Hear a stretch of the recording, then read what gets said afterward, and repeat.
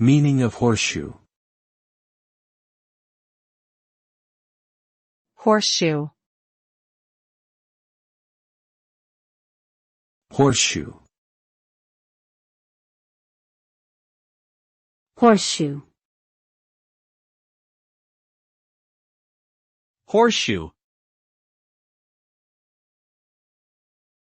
A horseshoe is a U-shaped piece of metal that is attached to a horse's hoof to protect the hoof from wear and tear.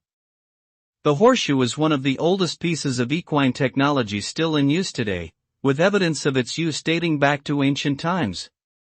Horseshoes come in various sizes and weights depending on the size and weight of the horse. They are typically made of steel or aluminum and are nailed onto the hoof by a farrier.